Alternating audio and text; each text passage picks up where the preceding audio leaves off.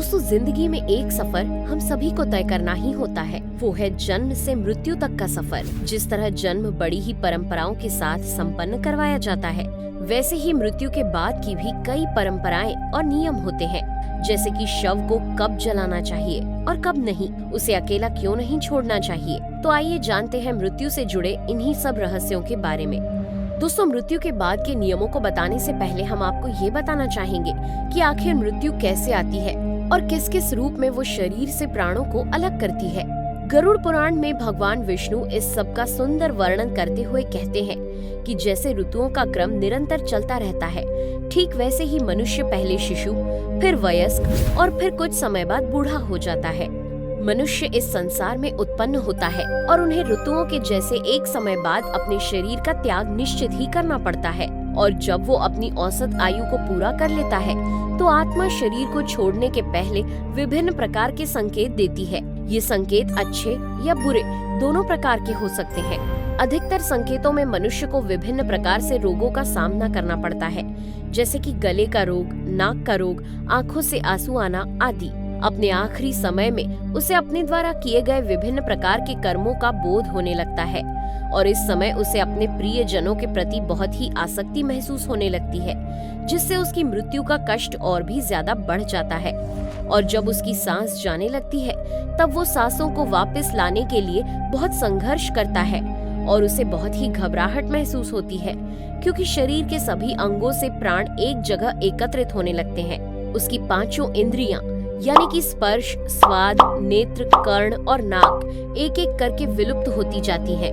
दोस्तों, कर्ण या श्रवण इंद्री सबसे बाद में लुप्त होती है और फिर अंत में यम के दो दूत उसके अचेतन शरीर से प्राण को बाहर खींच लेते हैं। इन्हीं प्राणों को आत्मा कहा जाता है। मनुष्य के शरीर में से प्राण निकलने के 9 द्वार होते हैं, जिनमें 2 आँखें, 2 कान, 2 नथुने, 2 मल मूत्र निकालने के द्वार तथा एक मुंह व मस्तिष्क के मध्य में भी ब्रह्मारंध्र के नाम से एक द्वार होता है। और ये मनुष्य के कर्मों पर निर्भर करता है कि उसके प्राण किस द्वार से शरीर को त्यागेंगे।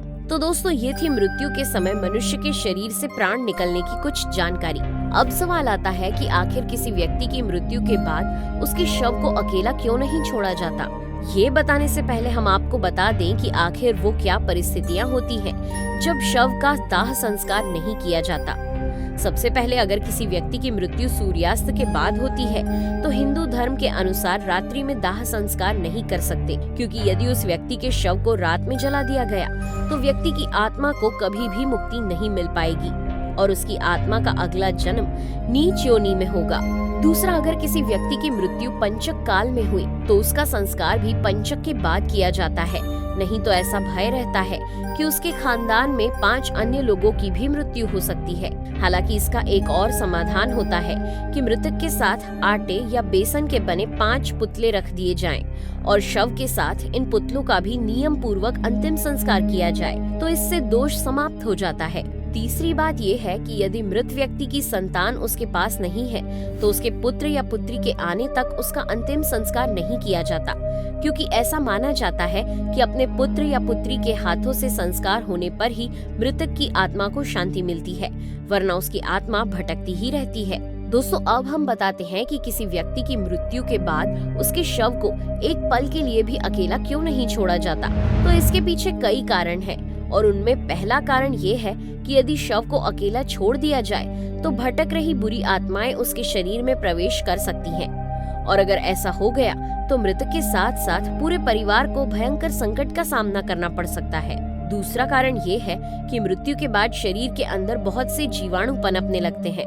शरीर के ऊपर भी मक्खियां या अन्य जीव जंतु मंडराने लगते हैं, जिससे एक व्यक्ति को शव के पास बिठाया जाता है, जो कि आसपास की जगह को साफ सुथरा रखे और दीपक या अगरबत्ती जलाकर सुगंधित वातावरण भी बनाए रखे। तीसरा कारण ये है कि मृतक की आत्मा तब तक वहीं रहती है जब तक कि उसका शरीर जल नहीं जाता। ऐसी स्थिति में अगर किसी इंसान के शव को अकेला छोड़ दिया जाए, तो उसका मन और भी ज्यादा दुखी हो जाता है। अब इन कारणों को जानने के बाद आप समझ ही गए होंगे कि क्यों हमारे बड़े बूढ़े शव को अकेला छोड़ने के लिए मना करते हैं। तो दोस्तों कैसा लगा आपको हमारा ये वीडियो, हमें कमेंट करके जरूर बताइएगा। और हाँ, जाते जाते इस वीडियो को लाइक और चैनल को सब्सक्राइब जरूर कीजिएगा। Thanks for watching.